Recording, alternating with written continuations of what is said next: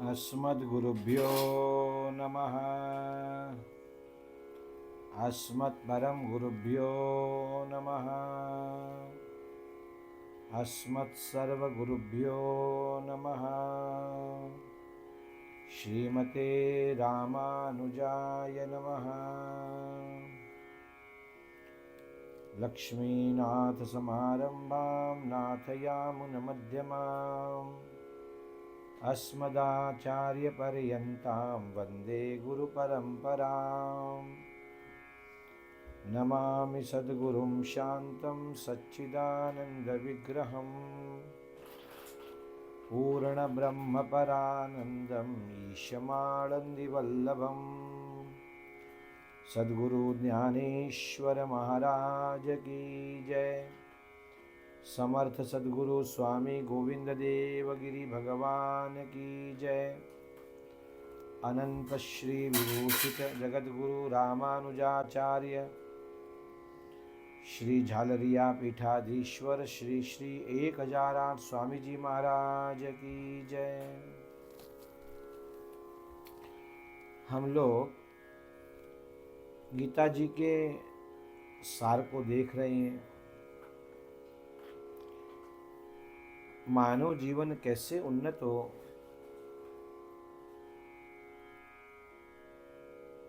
ये चिंतन हम लोग कर रहे हैं।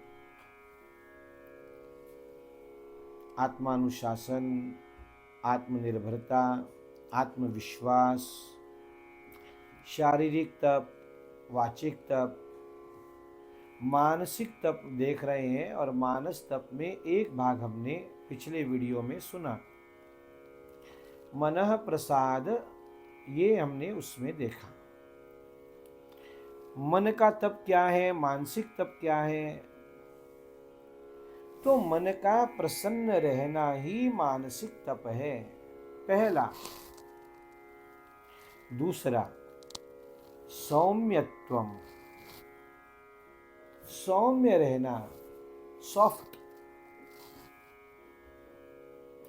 क्रूरता का अभाव हो जाना, अपना मन सौम्य होना चाहिए। अच्छा, मन सौम्य कब होगा? जब हमारे भीतर सद्गुणों की परिकल्पना नृत्य करेगी, जब हमारे भीतर सद्गुणों का चिंतन होगा। भगवान कितने दयालु हैं, जब भगवान की दयालुता का ये मन चिंतन करेगा तो मन अपने आप सौम्य होता चला जाएगा। मनः प्रसाद सौम्यत्वम। मन का तीसरा तप कहा, मौन।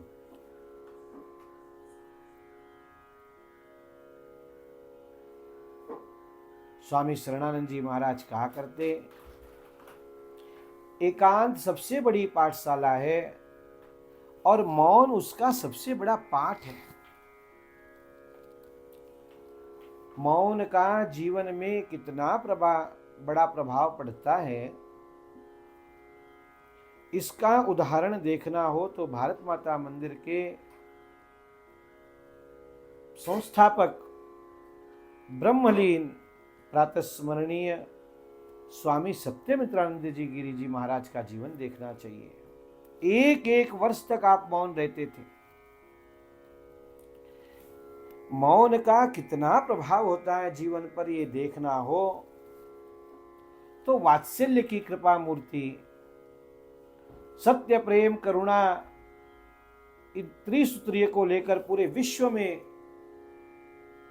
राम कथा को पहुंचाने वाले प्रातः स्मरणीय मेरे श्रद्धा स्थान पूज्य मुरारी बापू का जीवन देखना चाहिए। मौन रहने का अभ्यास करना चाहिए। कितने ही लोग एकादशी के दिन मौन रहते हैं, मौन का अभ्यास। अच्छा, मौन का अभ्यास करते हैं, इसका मतलब ऐसा नहीं करना। भीतर से मौन हो जाना। हमारे गुरुदेव तो यहां तक कहते हैं, जितना अपना काम हो उतना ही बोलना, ये मौन ही है, ये मन का तप है। आत्म विग्रह, यहां आत्म मने मन का विग्रह होना चाहिए। मैं जब चाहूं ये मन जहां चाहूं वहां लगा लूं, जितनी देर के लिए लगा लूं। अपने मन पर अपना कंट्रोल होना चाहिए। फिर कहते हैं भाव संशुद्धि, अपने भाव शुद्ध होने चाहिए। देखो, जीवन घटनाओं का एक क्रम है, यहां कोई न कोई घटनाएं घटती रहती हैं। घटनाओं के क्रम का नाम ही जीवन है। लेकिन उस घटना के कारण मेरे मन में क्या प्रभाव पड़ता है या मेरे मन में कौन से भाव उठते हैं, ये विशेष बात है। तो भगवान कह रहे हैं अपने मन में कभी गलत भावनाएं नहीं आने देना, भाव संशुद्धि। मैं आज के परिवेश में आपको उदाहरण देता हूं। जैसे आपने किसी को फोन किया, मोबाइल का जमाना है, 1 घंटी बजी, फिर फोन कट गया और अब फोन लग ही नहीं रहा है, स्विच ऑफ बता रहा है। तो आदमी के मन में तुरंत भाव आता है, देखो मेरा नाम देखकर उन्होंने फोन स्विच ऑफ कर दिया। अरे ये भी तो हो सकता है कि बैटरी लो हुई रही होगी, इसलिए फोन अपने आप स्विच ऑफ हो गया। 2 लोग सभा में बातें कर रहे हैं और मैं वहां पहुंचा हूं,